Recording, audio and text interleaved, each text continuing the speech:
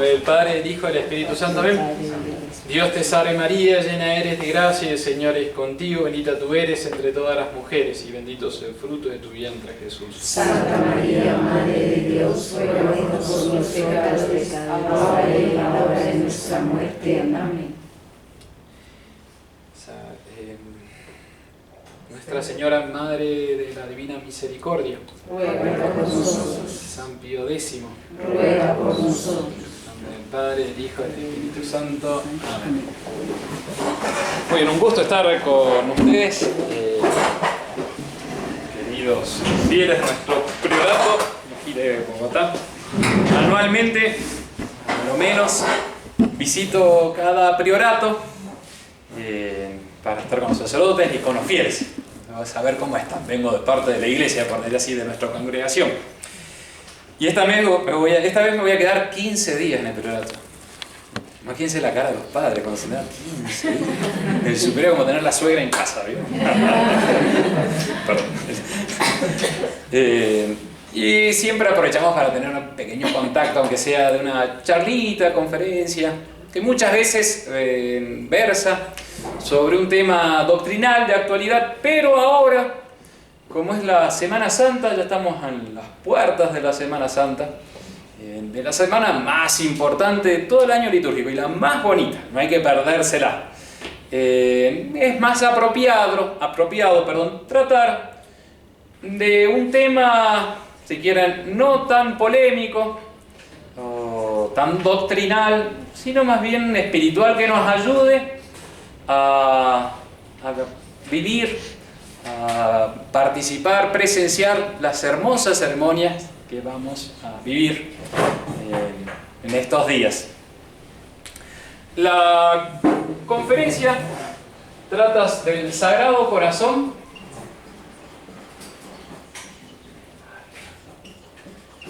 Confieso que nunca tuve buena letra, pero a medida que pasan los años, peor. Sagrado Corazón, pasión y expiación.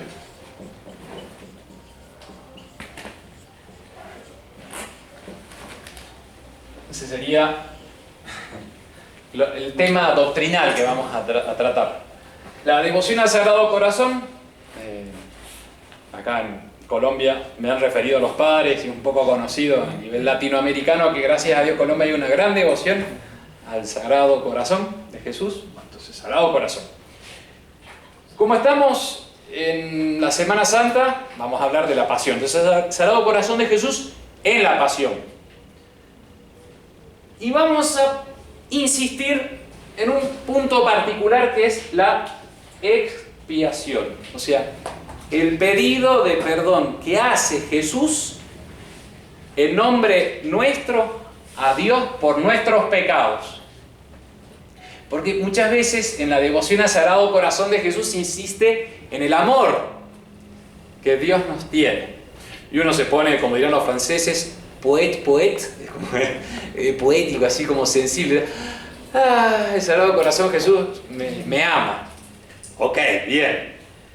Pero vamos a insistir en un punto doctrinal que hoy está un poco olvidado, que es la necesidad de pedir perdón y que nuestros pecados le han costado caro al corazón de Jesús y que eso implica una obligación a nosotros también de reparar y expiar. O sea, todo no es tan bonito, simpático, amor, amor, amor, sino hay algo también que se debe pedir perdón a Dios nuestro Señor por nuestras ofensas, pecados, por todas las cosas malas que hemos cometido. Y la frase que vamos a estar meditando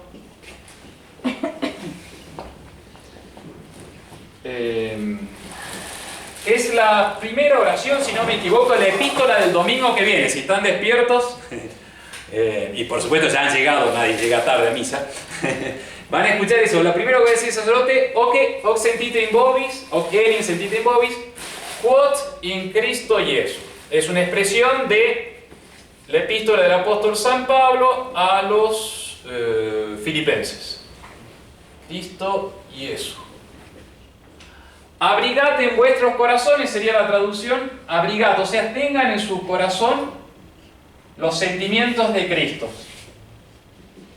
Abrigad en vuestros corazones los sentimientos de Cristo. Entonces, para descubrirlos, para poder tener esos sentimientos de Cristo, vamos a intentar descubrirlos. ¿Qué sintió el Sagrado Corazón de Jesús en su pasión? ¿Cuáles eran los motivos principales, sentimientos, por los cuales Cristo fue a sufrir? Entonces, va a tener dos partes la conferencia. La primera, Sagrado Corazón de Jesús, pasión y expiación, sencillo. La segunda parte de la conferencia va a ser nuestra unión al Sagrado Corazón en su pasión y a la expiación. Y para eso nos vamos a apoyar en una encíclica del Papa Pío XI, que gobernó la Iglesia. Si preguntas, yo siempre hago preguntas. Y una vez mi mamá asistía a una conferencia mía y yo empecé a hacer preguntas. Y mi mamá se empezó a poner nerviosa, porque no sabía. Le dio bronca. Me dijo, delante de todos, hijo, no, estás haciendo demasiadas preguntas, me dijo. Ya no hice más preguntas, yo creo que acá mejor tampoco no voy a decir mucho. El Papa Pío XI, que gobernó la Iglesia del año, lo que todos sabemos, y la encíclica se llama Miserentissimus Deus. Miserentissimus Deus. Si no me equivoco, me puedo equivocar por algún añito, pero es 1921-22, me corrigen los padres, en 1938, creo que es por ahí, más o menos. Fue anterior a Pío XII. Perdón, Miserentissimus Redemptor. Bueno, esa es la presentación de la conferencia. Ahora largamos. Redemptor. Redentor lleno de misericordia sería la encíclica que habla de la devoción al Sagrado Corazón de Jesús y la expiación.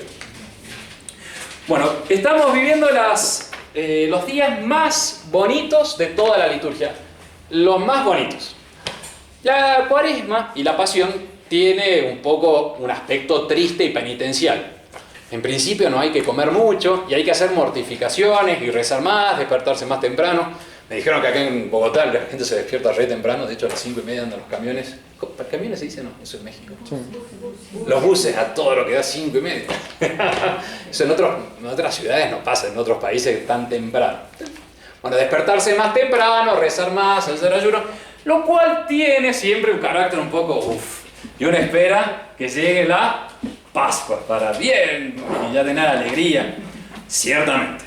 Pero la liturgia nos consuela a través de todos los textos que va rezando a través del breviario, la oración que usan los sacerdotes, o del misal que usamos todos, que nos acerca justamente el corazón de nuestro Señor.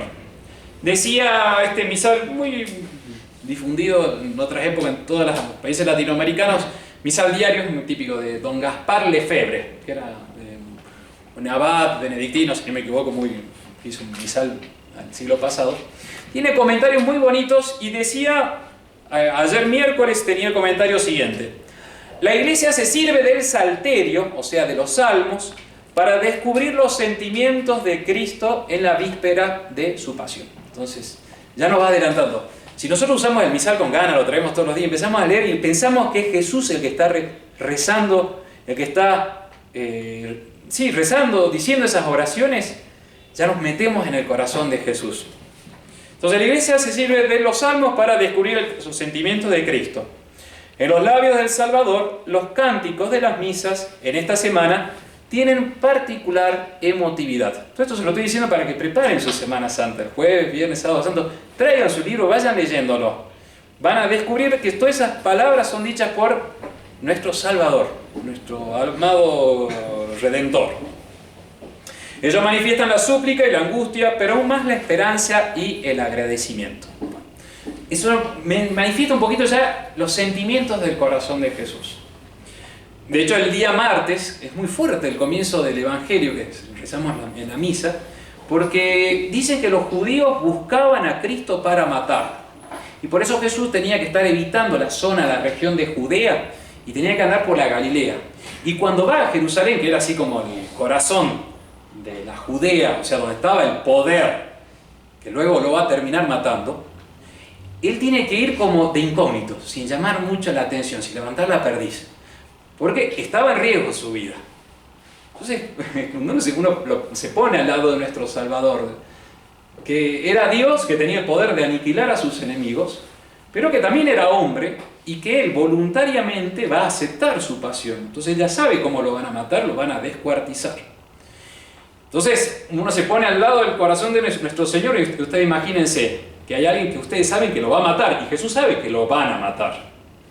Y la liturgia entonces pone en el introito y en el ofertorio de la misa siguiente: oh Señor, librador mío de las gentes furiosas, de los pueblos furiosos.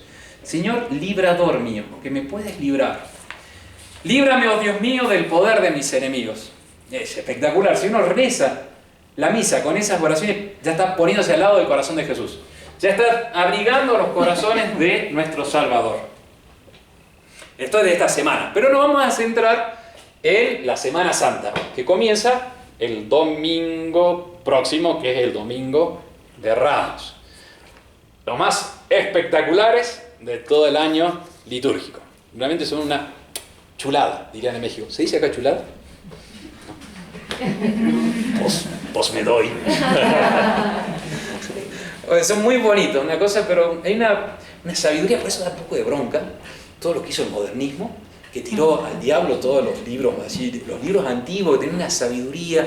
Fueron trabajados durante siglos, años, gente muy inteligente, santos, que fueron armando y dijeron: che, pongamos esto acá. Bueno, che, eso era Argentina, no fueron Argentina, ¿no? Pero pongamos esto acá y el otro allá. Y de pronto tiraron toda la basura y crearon algo de nuevo en el año 1961 y dice: ¿what?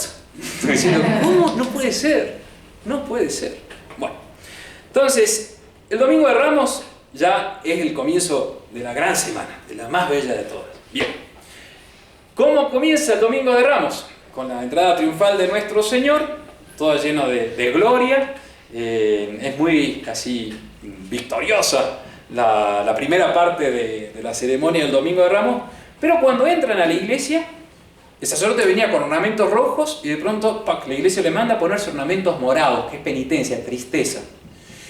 Y toda esa alegría de la primera parte triunfal: vamos con Cristo, entremos a Jerusalén, Él es nuestro Rey, clamaba con los niños de Jerusalén, de pronto en el templo ya se transforma en silencio, cánticos de tristeza, porque se va a rememorar la pasión. Es la pasión según San Mateo, el primer evangelista, se va a leer el domingo próximo. San Pablo nos comienza advirtiendo con esta frase: hoc erim sentite in vobis quod in Cristo Jesús. Esto, hoc, sentid en vuestros corazones, tengan esos sentimientos en vosotros que estuvo Jesús en su corazón. Abrigad en vuestros corazones. Entonces ya la liturgia nos dice: estos días nos ponemos al lado del Sagrado Corazón de Jesús. Estamos adentro de Él, compartiendo con Él, sufriendo con Él, rezando con Él. Bien, así comienza la epístola. Después de la epístola, ¿qué viene? El Evangelio. Muy bien, feliz. El Evangelio. ¿Y cómo es el Evangelio? La pasión. ¿La van a hacer cantada acá, padres? Sí. Va a ser cantada. Vio que no sé si se acuerdan cuando son tres los que cantan y uno canta un poco más alto, el otro más, más abajo y después en el medio, ¿no es cierto? El que canta con el tostón, las melodías más bajas y más solemnes, representa a Cristo nuestro Señor. La segunda frase que va a decir Cristo nuestro Señor en el Evangelio que vamos a cantar el domingo es: tristis es anima mea usque ad mortem. Tristis, triste está mi alma hasta la muerte. O que ni sentid en vobis, sentid en vosotros los sentimientos de Cristo. ¿Qué nos dice? Mi alma está triste hasta la muerte. Fuerte. Triste está mi alma hasta la muerte. ¿Por qué está triste el corazón de Jesús? ¿Por qué está triste? Nos lo responde la misma liturgia, el mismo Evangelio. Porque comienza con la oración en el huerto, de Jerusalén, cuando nuestro Señor le dice a su Padre: Padre, si es posible que pase de mí este cáliz sin que yo lo beba. Este cáliz significa esta suerte, este destino que tengo, por decirlo así. Esto que voy a tener que afrontar, si es posible que yo no sufra. Porque la naturaleza de Cristo se está como conturbando. A mí me pasó, cuando tenía 29 años casi me muero. Me agarró una peritonitis y todas esas cosas horribles que te pueden pasar, de infecciones. Llegué hasta las puertas y San Pedro me dijo: no tenés mérito, y aquí estoy. Incluso creo que estoy restando, pero bueno.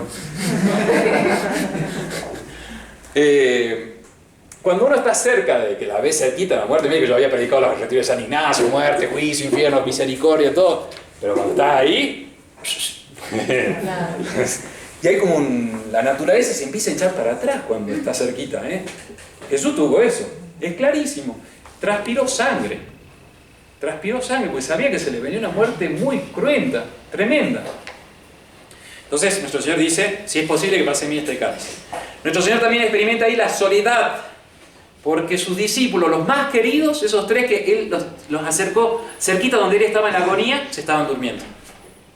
Entonces busca consuelo en sus amigos, están durmiendo. Nuestro Señor, ¿por qué está triste? Porque está la traición de Judas en ese momento. Porque está la negación de Pedro. Porque en la cruz va a sentir el abandono de su Padre. Deus, Deus meus, quare me dereliquisti. Eloi, Eloi, Eloi, lama sabactani. Así, ¿no es cierto? Que significa: Dios mío, ¿por qué me has abandonado? Nuestro Señor, por eso está triste. Ahí estamos en el corazón de Jesús. Domingo de Ramos. Jueves Santo, vamos a ir pasando un poco rápido. Cada ceremonia sería para una conferencia, que seguramente los padres van el año que viene. Jueves Santo, la entrega de nuestro Señor en la Eucaristía. Allí encontramos un Señor ya no triste, con cierta melancolía. Es espectacular. Jueves Santo, todos vamos a estar presentes, ¿no es cierto? La ceremonia es a las 6 de la tarde. Comienza con la Santa Misa, que es in cena Domini, como se dice, o sea, en la cena del Señor, porque fue el Jueves Santo a la tarde, cuando nuestro Señor instituye la Eucaristía. Comienza el Evangelio según San Juan, capítulo 13, del 13 al 17 de San Juan, es el sermón de la Última Cena, una de las páginas más bonitas que se han escrito en toda la historia, donde San Juan, que es el discípulo amado que reposó su cabeza en el corazón de Jesús, en su costado, conoce los sentimientos de nuestro Señor y comienza así: antes de la fiesta de la Pascua, sabiendo Jesús que le había llegado la hora de salir de este mundo para ir al Padre, como había amado a los suyos, los amó hasta el extremo. Así comienza. Espectacular. De repente uno podría quedarse toda una tarde meditando ese amor de nuestro Señor manifestado el Jueves Santo. Ahí es cuando nuestro Señor va a hacer el lavatorio de los pies. También eso es increíble, ¿no? Él se pone de pie. Estaban todos sentados, ¿sí? Cuando uno está en casa, que de pronto todos sentados y esperan que alguien traiga la comida, y el que está más despierto se pone de pie y va. Es el servidor, es Jesús. Increíble. Se pone de pie y lava los pies a sus apóstoles. También sería para meditar qué pensaba nuestro Señor en cada cual. Después se sienta y les dice: si yo, siendo el Maestro del Señor, les he lavado los pies, así vosotros debéis lavaros los pies los unos a los otros. Eso significa estar siempre al servicio de sus hermanos. También para meditar. Y nuestro Señor termina así como poniendo la estocada, se dice, final, es decir, ya el broche de oro, diciendo: un mandamiento nuevo os doy, que os améis los unos a los otros. También, ¿no? Son todos esos sentimientos. Nuestro Señor se está yendo, dice, lo ve a Pedro, lo ve a Judas, estaba Judas en ese momento, lo ve a Juan, y que quizás todos con sus debilidades, ¿no? Iban a salir corriendo al momento de la pasión. Entonces dice: bueno, a ver, por lo menos ámense entre ustedes. También manifiestan los sentimientos de nuestro Señor, lo estamos descubriendo. Las palabras de despedidas: hijitos míos, yo estaré con ustedes por muy poco tiempo. Donde yo voy, ustedes no pueden venir. Y termina con la institución de la Eucaristía, con un gran deseo: deseé comer esta Pascua con vosotros. Ese gran deseo que tuvo nuestro Señor fue de entregarse en la Eucaristía. Todo eso es el Jueves Santo. Pero ahora llegamos al Viernes Santo, que es donde va a brillar sobre todo la expiación. El Viernes Santo lo tenemos, perdón, el Jueves Santo lo tenemos al Señor que se entrega en sus palabras a través del discurso de la Última Cena, que se entrega en la Eucaristía con su presencia real, que se entrega a sus apóstoles en el lavatorio de los pies, que entrega su testamento principal, que es el amor mutuo, la caridad fraterna. Se entregó nuestro Señor y el Viernes Santo llega ya la oblación, la entrega con mayúscula, por excelencia, cuando Él se entrega en la cruz. Y eso vamos a vivir el Viernes Santo. Y acá yo entro al tema de la expiación. Porque uno debería ponerse a pensar, nuestro Señor, cuando se entrega a los verdugos, cuando entrega sus manos, que Él lo entregó porque quería, Él tenía el poder de no entregar sus manos al que le iba a poner la cruz, o su espalda, todo su cuerpo al que lo iba a flagelar. Él tenía el poder también de rechazar la cruz, porque era Dios. Lo había manifestado, yo pongo mi alma, doy mi alma cuando yo quiero. ¿Por qué nuestro Señor asume todos esos sufrimientos? Y acá llego a un problema como una lucha, incluso teológica, moderna, actual, de que si la pasión de nuestro Señor fue una obra, en primer lugar, de amor a los hombres, o una obra de obediencia a su Padre, y de una obra de reparación a la justicia divina que estaba ofendida por nuestros pecados. Un tema hiperactual. Son las dos cosas. Nuestro Señor se entregó por amor a nosotros. Realmente lo dice San Pablo, Cristo me amó y se entregó por mí. Es espectacular lo que dice San Pablo. Cristo me amó y personal, o sea, con nombre y apellido, sabiendo todas las miserias, todos los pecados que uno ha cometido, nuestro Señor pone sus brazos a los clavos, se ata como indisolublemente, como un esposo a su esposa, al madero de la cruz, a su ara, y muere por nuestro amor. Ciertamente Cristo me amó y se entregó por mí. Es una obra de amor. Pero, y eso conviene hoy por hoy señalarlo con más fuerza y con más acento, pues vivimos una consecuencia de la crisis de Lutero y del protestantismo que llega hasta nuestros días. Pero nuestro Señor, si bien murió por misericordia, también murió por justicia. Porque nuestros pecados, los pecados de la humanidad, porque el pecado del hombre ofende gravemente a la justicia divina. Y la justicia divina exige reparación. O sea, que se salde, que se satisfaga, que se pague el precio de la desobediencia. Eso es muy importante destacar. Por eso en la teología tradicional, siguiendo a Santo Tomás de Aquino, ustedes saben que en la Fraternidad Sacerdotal San Pío X, por gracia de Dios y por la bendición de nuestro venerado fundador, Monseñor Marcel Lefebvre, nuestro libro base de formación es la Suma Teológica de Santo Tomás de Aquino, el príncipe de los teólogos. Por eso nosotros van a ver que en la fraternidad siempre citamos a Santo Tomás y la Suma Teológica. ¿Por qué? ¿No tiene otro libro? Sí, tenemos otros libros, pero es la referencia principal que ha dejado la Iglesia, especialmente a partir del siglo antepasado, del siglo XIX, especialmente León XIII, cuando es una encíclica que promueve toda la renovación tomista, que dice, para los errores actuales hay que agarrarse de Santo Tomás. Entonces yo aclaro nada más por qué se lo voy a citar como una grandísima autoridad, claro, porque la Iglesia se lo ha dado, porque el magisterio, los papas han dicho. Bien. ¿Qué dice Santo Tomás? Se plantea diciendo, Jesús muere por amor a nosotros, por amor al hombre, porque el hombre es tan digno, porque el hombre es tan grande, porque Dios necesita al hombre. Eso es el modernismo, ¿eh? Porque el hombre es tan grande que Dios se entrega, porque en Él descubre la criatura más perfecta y se somete a Él. O Jesús primero muere por obediencia a su Padre. El planteo son las dos cosas. Pero hoy hay que insistir que nuestro Señor muere por obediencia y por expiación, por pedir perdón. Porque nos amó, claro, porque nos quiere mucho, sí. pero hay algo a pagar. No hay que olvidarse de la sangre derramada. Yo recibí un mandamiento de mi Padre. Mandatum hoc accepi a patre, dice nuestro Señor en el Evangelio según San Juan, capítulo 10, versículo 18. Yo recibí una orden de mi Padre. Entonces, uno de los sentimientos que tiene nuestro Señor cuando toma su cruz, cuando sufre la flagelación, ¿por qué no se borra? ¿Borra? ¿Por qué no se raja, dicho en mexicano? No la agarré ninguna hasta ahora, ¿no? ¿Por qué no es un paso para atrás? ¿Por qué no dijo yo no? Porque está el mandamiento del Padre, está la orden del Padre.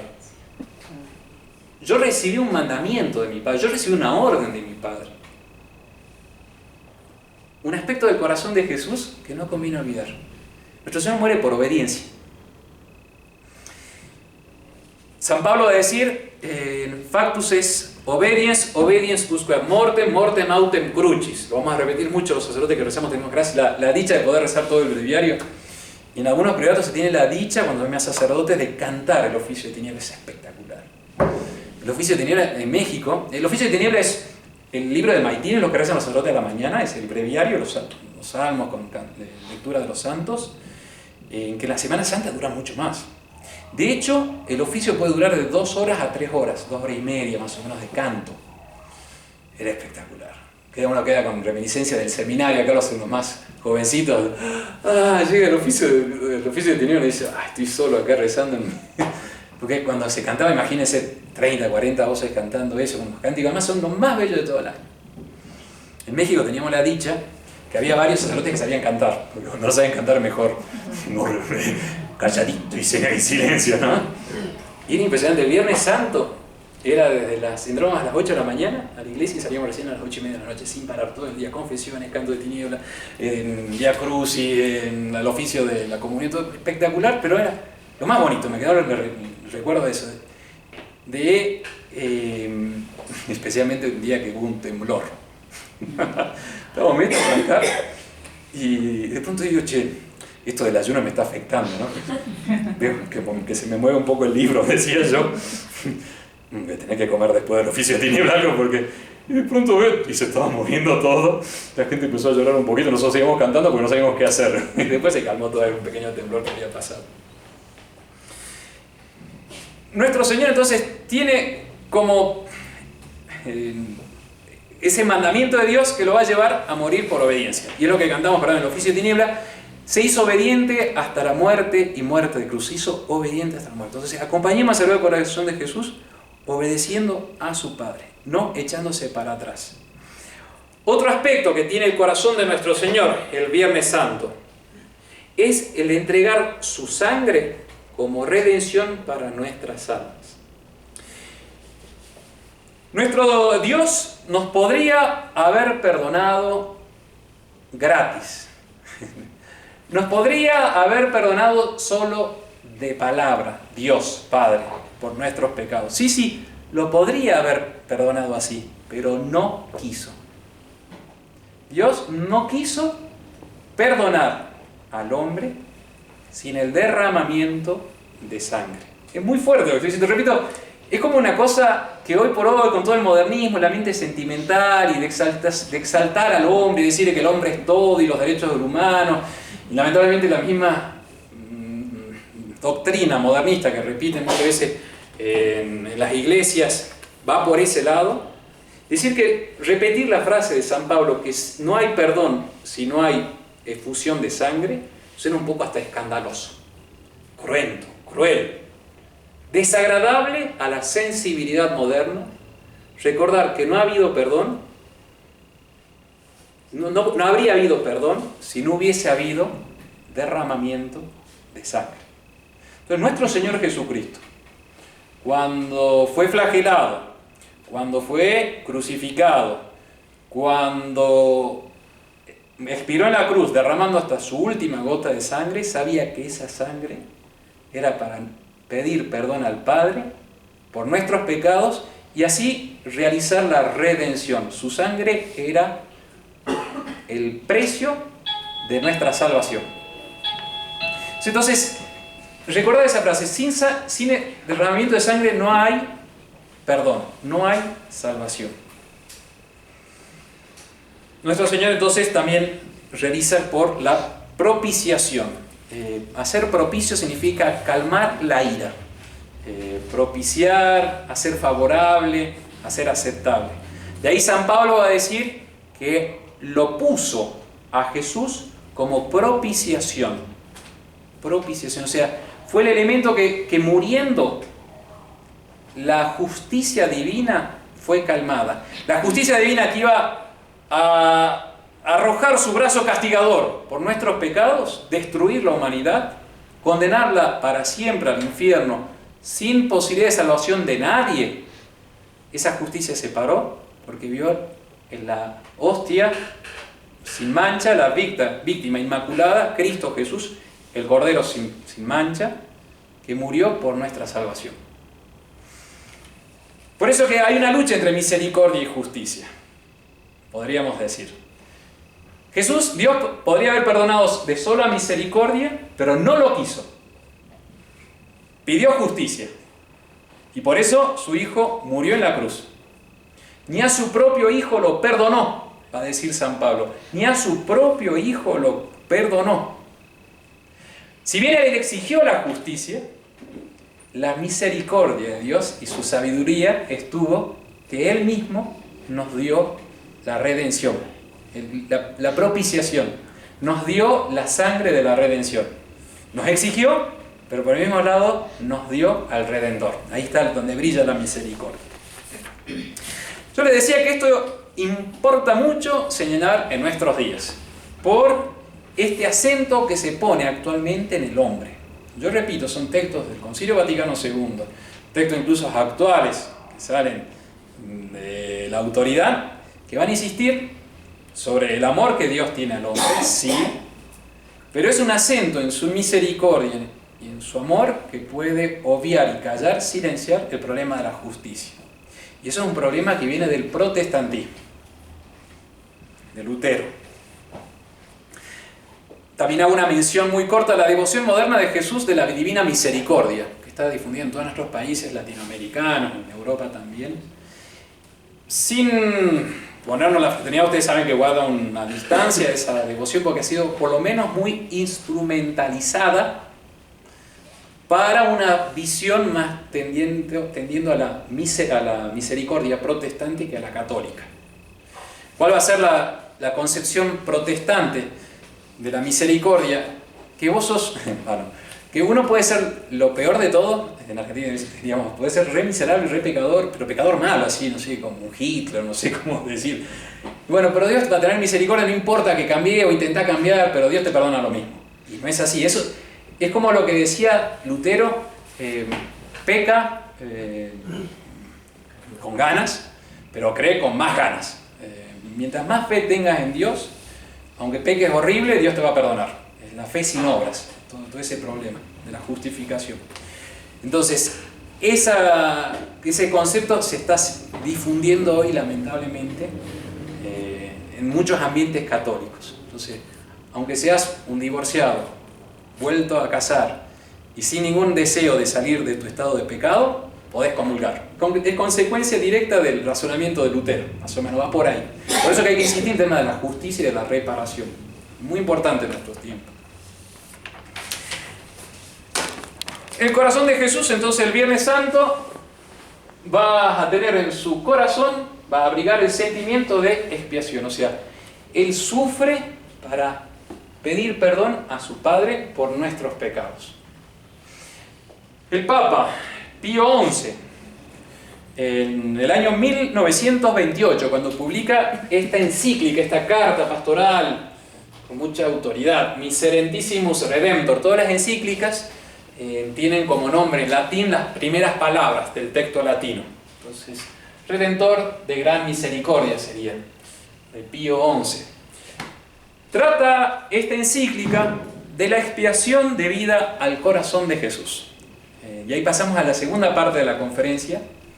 Es ya nuestra expiación que se une a la expiación de Cristo. O sea, nosotros tenemos que unir nuestro pedido de perdón y sufrir, rezar, ofrecer junto a Jesús por nuestros propios pecados y por los pecados de todos los otros. Pero uno puede decir, Padre, no, bueno, ya con lo mío ya tengo, y con los míos también. Uno dice, ¿cómo voy a expiar? Voy a pedir perdón de los pecados ajenos. Si uno es tan miserable, tantas veces lo ha ofendido a nuestro Señor y tantas veces le hemos prometido fidelidad y amor y tantas veces también lo hemos vuelto a delinquir, hemos caído. Nuestro Señor pide también pedir perdón por los pecados ajenos. Yo voy a pedir perdón por este malo. No piensen en un pecado particular de otro porque no hace bien. Sino de tener siempre un espíritu de querer reparar por los pecados. Para decirle a Jesús, perdón por los pecados de la humanidad. Perdón por los pecados de la humanidad. Eso es una cosa muy metida también con el tema de Fátima, de las apariciones de Nuestra Señora. Se acordarán a los 3 pastorcitos, va a insistir, oh Jesús, es por tu amor, por la conversión de los pecadores, en reparación de personas que son de María. También va a decir, Dios mío, yo creo, adoro, espero y os amo. Y os pido perdón por todos aquellos que no creen, no esperan, no es amor. Esto es el espíritu de reparación que Nuestra Señora lo dijo en Fátima, 1917, 1928, el Papa, el vicario de Cristo, insiste en el mismo concepto. Como que la Iglesia fue viendo ya que se venía esa tendencia a una misericordia exacerbada, desquiciada. Desquiciada significa sacada de su quicio, de su justo medio. Entonces, una vez que uno saca una puerta de su quicio, o, ¿cómo se dice? Los postigos, o bisagras. Una vez que uno lo saca de su bisagra a una puerta, que tú le cambies unos centímetros, ¿no? O unos milímetros, y un poco el peso. Si acá la puerta funciona bien, pero está un poco vencida de abajo, va a ser todo un rayón en la parte más lejana. Tú sacas de quicio algo y se pudre todo, se destruye. Entonces, la Iglesia previendo que se venía esta misericordia desquiciada, que está muy bien, o sea, uno habla de misericordia, todo, pero si tú la sacas del centro, del verdadero lugar, o si tú no contrapones el problema de la justicia divina, se puede llegar a lo que pasa hoy, que uno puede ser cualquier cosa, pecador, sin ningún arrepentimiento y puede recibir la Eucaristía. Bueno, y por eso Pío XI decía que hay que acompañar la reparación y la expiación a la consagración, que implica la devoción al Sagrado Corazón de Jesús. Vio que típico de la devoción al Sagrado Corazón de Jesús es la consagración de las casas, la consagración que uno reza de sí mismo, la consagración de la familia. Bueno, a eso de la consagración, que ya se había insistido especialmente León XIII, Pío XI quiere insistir en un concepto que es el de la expiación. Entonces, a la consagración ha de añadirse la expiación, con que totalmente se extingan los pecados, no sea que la santidad de la divina justicia rechace nuestra indignidad impudente y repulse nuestra ofensa. Entonces, si uno no se llega a Dios pidiendo perdón, reconociendo su pecado, puede pasar lo que dice, no sea que la santidad de la justicia divina rechace nuestra indignidad. Y como previendo ya un poco el problema de la misa nueva, ustedes saben que la misa nueva, reformada en el año 1969, que hoy muchas veces se dice la Eucaristía, ¿no? Los sacerdotes dicen, voy a celebrar la Eucaristía, muy típico en el lenguaje eclesiástico moderno, Eucaristía. Nosotros más bien hablamos de misa o santo sacrificio. Se puede decir de las dos maneras, ciertamente. Pero lo mismo que los desquiciados, ¿no? O sea, todo muy bonito, pero si tú lo sacas un poco de su punto, ya se empieza después a deformar a cierta distancia. La Eucaristía es sobre todo acción de gracia. Y en la misa nueva se va a poner el acento en la acción de gracia. En la Santa Misa tradicional, la de siempre, la que viene de los primeros siglos, el acento está puesto, sí, en la acción de gracias, claro, pero en el pedido de perdón, en la expiación. Es muy diferente la misa nueva y la misa tradicional. La misa nueva es más fiesta, más Eucaristía, más alegría. La misa tradicional es más expiación, sacrificio, muerte de nuestro Señor. Y así decía Pío XI, la necesidad de pedir perdón y no quedarse solamente dando gracias. Decía Pío XI, pecadores como somos todos, abrumados de muchas culpas. Entonces cuando yo leía y estudiaba esto, decía, yo lo firmaba, decía tal cual es uno. pecadores como somos todos, abrumados de muchas culpas. Tal cual, lo firmo. No hemos de limitarnos a honrar a Dios con culto con que lo adoramos. Y sería el culto de latría. Decirle, Señor, yo te reconozco. No debemos limitarnos entonces solamente con decir, yo te reconozco como mi Dios. Ok, sí. Tampoco tenemos que limitarnos a reconocer suplicante su absoluto dominio, diciendo, tú eres el Señor. Hay que decirlo, pero no hay que limitarse, va a decir Papa Pío XI. No hay que limitarse quedarse solamente alabando en acciones de gracias. Eucaristía, la expresión esa, que ahora, eso, toda Eucaristía, estamos todos también, todos estamos salvados, todos somos hijos de Dios, que demos gracias, pues ¿quién va a pedir perdón? De hecho, se vieron que en la misa nueva ya casi no se pide perdón, ¿no? Es al comienzo, el confito que a veces lo vuelan, el Cristo le hizo, y después, hijo, viva bien, estamos todos dando gracias. Muy peligroso, son pequeñas cositas, ¿eh? Entonces no debemos limitarnos a dar acciones de gracias, sino que además, y ahí está la insistencia del Papa, es necesario satisfacer a Dios, juez justísimo. Satisfacer, o sea, pedir perdón, traerle a Dios algo con lo cual Dios diga, está bien, ya está, perdonado. Algo que satisface significa que cumple con creces, que repara la ofensa cometida. Entonces es necesario satisfacer a Dios, juez justísimo, por nuestros innumerables pecados, ofensas y negligencias. Toma las palabras del ofertorio de la misa tradicional. Cuando ofrece la hostia, el sacerdote pide perdón por los innumerables pecados, ofensas y negligencias. Padre Javier, creo que usted la puso, ¿no?, en su estampita de ordenación. Suyo. Me acuerdo, fuimos compañeros de seminario, por eso se llama. ¿Puede ser? Y hasta llegaba ahí, hasta no se pone. Entonces, Pío XI va a seguir insistiendo que hay un problema de que hay que reparar. Miren, la justicia, supongamos, viene una persona y le roba al otro, no sé, la mensualidad, el sueldo, lo que ha cobrado por trabajar este mes, y con eso tiene que vivir. Y supongamos que era amigo. Entonces un amigo va, se tienta, le roba el sueldo a su compañero. ¿Qué va a pensar su amigo, el que sufrió el robo? Dolido porque es su amigo que le hace eso. Lo va a mirar y el amigo le va a decir, uy, disculpame, perdona, sí, no. Bueno, está bien, te perdono. Pero ahora hay que pagar, ¿no? O sea, yo tengo que pagarle a mi familia, tengo que vivir. Devuélveme el dinero. Entonces, por más que seamos amigos, por más que yo te perdone, por más que nos queramos mucho, paga. La justicia está un poquito más allá del amor, o un poco menos, no sé. Son dos canales. O sea, amor es liberalidad, entrega, todo. Pero hay también un problema de justicia. Entonces yo te puedo perdonar, pero hay que pagar. Porque yo no puedo vivir sin dinero.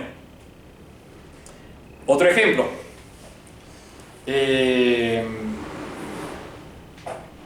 En una familia, muchos hijos supongamos, uno de los hijos le falta el respeto al papá. Y lo manda a freír espárragos, no sé si se dice acá. Churros, tampoco.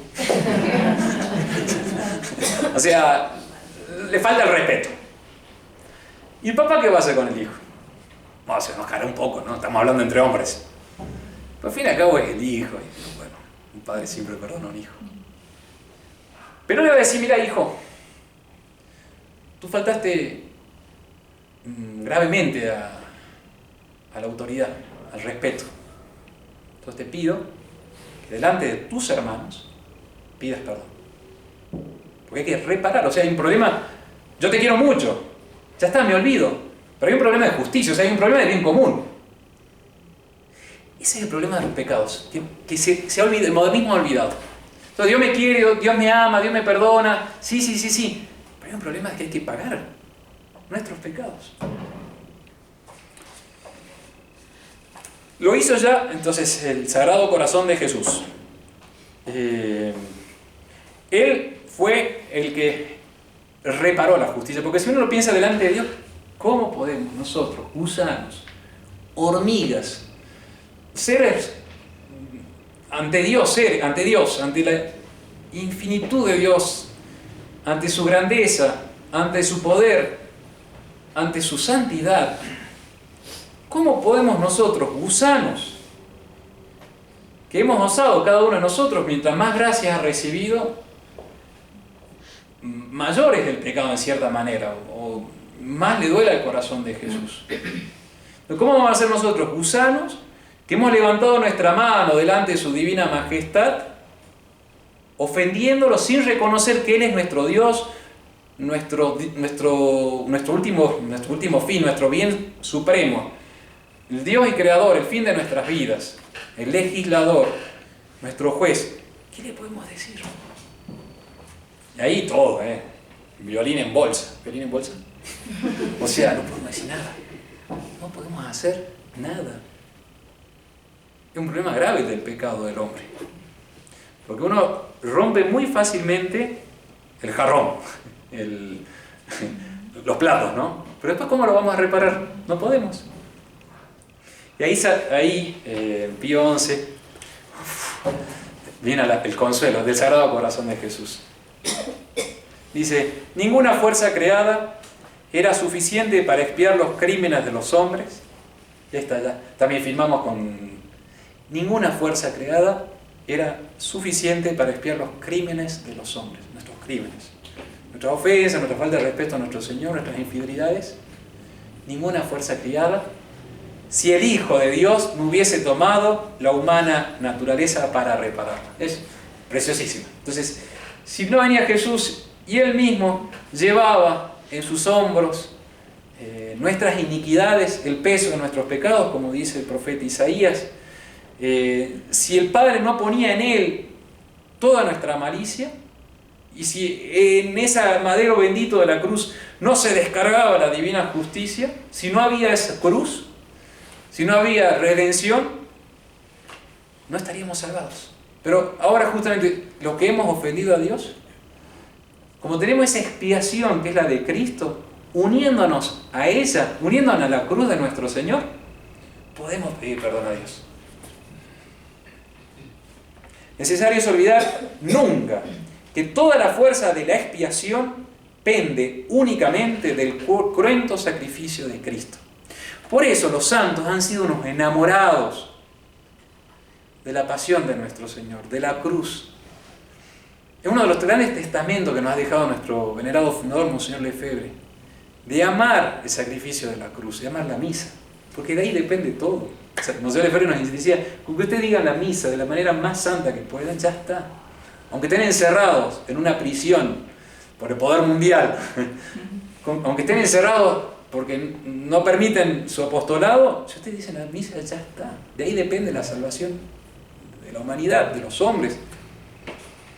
Necesario es no olvidar nunca que toda fuerza de la expiación pende únicamente del cruento sacrificio de Cristo, que por modo incruento se renueva sin interrupción en nuestros altares, pues ciertamente, y ahí Pío XI cita al Concilio de Trento, uno de los grandes concilios que ha tenido la Iglesia y muy de nuestro tiempo, dice, como dice Trento, pues una y la misma es la hostia, el mismo es el que ahora se ofrece mediante el ministerio de los sacerdotes, que el que antes se ofreció en la cruz. Solo es diverso el modo de ofrecerse, es la misma hostia.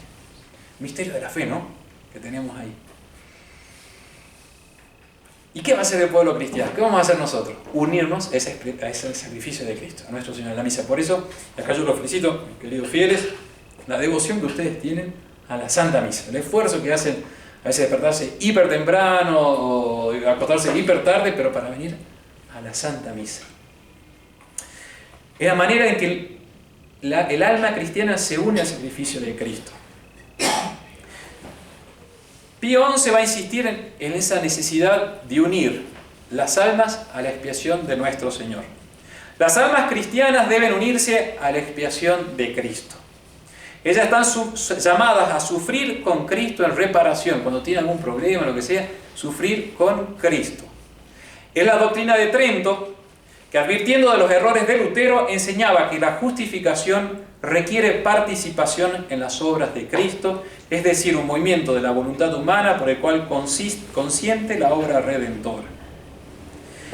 Ayudados y excitados por la divina gracia, decía el decreto tridentino, se mueven libremente hacia Dios, empiezan a amarle como fuente de toda justicia y por ende se mueven contra los pecados por algún odio y detestación.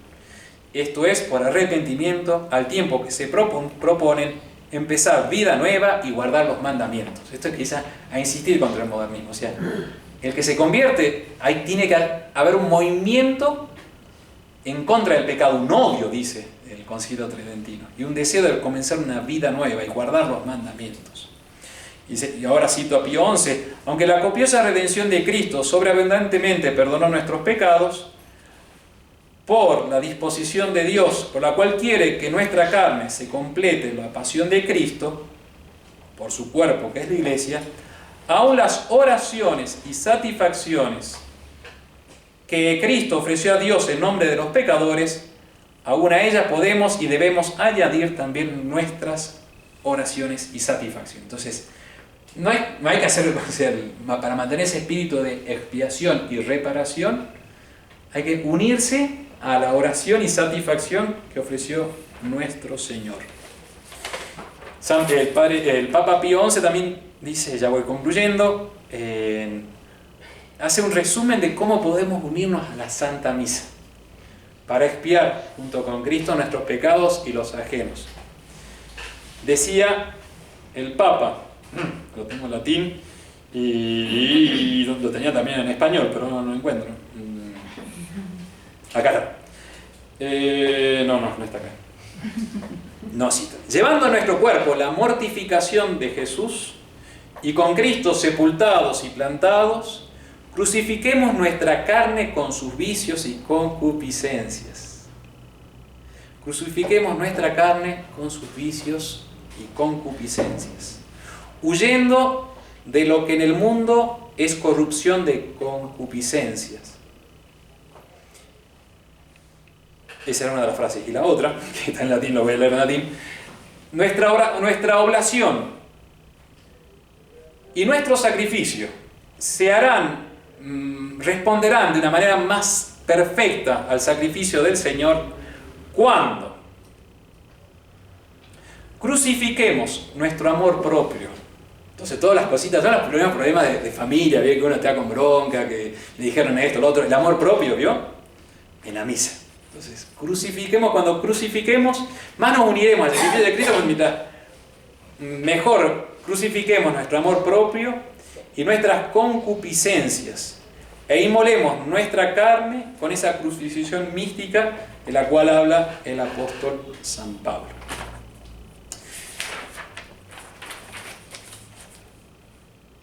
Después el Papa Pío XI termina con algunos ejemplos concretos de cómo guardar el espíritu de reparación y expiación en nuestra devoción al Sagrado Corazón. Uno de ellos es muy fácil, lo practican aquí. Me han dicho que tal día del mes viene un montón de gente, que lo hacemos justo en reparación, la comunión de los primeros viernes. Exactamente. Esa devoción que era anterior a Pío XI va a ser alentada por el Papa Pío XI. Entonces, la comunión reparadora de los primeros viernes es una manera de guardar, decir, yo vengo a pedir perdón por mis pecados. Por eso me uno a Jesús y a su expiación. La hora santa, muchas veces hacemos exposición al Santísimo. Ofrecerse a Cristo como víctimas, eso es un poco más, hay una legión de almas que se ofrecen a Dios como víctima a la justicia divina. Eso, bueno, es una cosa muy especial, especialmente para religiosos. El acto de reparación que rezamos los primeros viernes, también eso todo viene de Pío XI, que quería promover ese deseo de pedir perdón a nuestro Señor. Con esto terminamos. Señalando junto con Pío XI, en la encíclica, así concluye él también su encíclica, la importancia que tiene unirse al corazón de Jesús, que va a ser como una norma, referencia, para vivir nuestra vida de hijos de Dios, para llevar una vida cristiana. La devoción al Sagrado Corazón de Jesús, y en particular a ese espíritu de expiación, de pedido de perdón, de no olvidarse lo caro que han costado nuestras almas, no olvidar la sangre que ha sido derramada por el corazón de Jesús. Mientras uno más viva con ese espíritu de expiación unido al corazón de Jesús, más fácilmente se podrá el alma cristiana santificar. Esta devoción, dice Pío XI, es la norma de la vida cristiana, la suma de nuestra religión. Ella lleva a conocer más de cerca a nuestro Redentor, a amarlo e imitarlo. Justamente el Sagrado Corazón de Jesús nos invita a sentir en nosotros lo que Él sintió, que es el deseo de esta Semana Santa. La Virgen reparadora, junto a Cristo, ella como que redentora, es el maternal broche de oro de la encíclica. La Virgencita no podía faltar, muy católico, siempre tiene que haber algo de María, si no, no funcionó. Y así Pío XI termina la encíclica diciendo: la Virgen Madre de Dios, cuando nos dio al Redentor, cuando lo alimentaba, cuando al pie de la cruz lo ofrecía como hostia, por su unión misteriosa con Cristo y singular privilegio de su gracia, fue, como se la llama piadosamente, ella reparadora. Cristo, siendo el único mediador entre Dios y los hombres, quiso asociarse a su madre como abogada de los pecadores, dispensadora de la gracia y mediadora. Y colorín colorado, la conferencia se ha acabado. Yo no sé si hay alguna pregunta. Como es medio tardecito, ya los buses se dejan de pasar, ¿no? Vamos a terminar ese... y después sí. Padre Superior, o sea, esta misa hay que llevarla de principio de año hasta el final. ¿Esta qué? Este estilo de sentimientos de Cristo, llevarlos desde el 1 de enero hasta el 31 de diciembre. Sí, sería ahí vivir junto con el corazón de Jesús. Pero la liturgia, y un poco también estos días que estamos viviendo nosotros, nos alienta especialmente en la Semana Santa buscar el corazón de Jesús. Supongo que muchos de ustedes vienen a misa diariamente, entonces intentar meterse en el corazón de Jesús que sufren estos días. Bueno, vamos a terminar realizando una oración y liberándolos.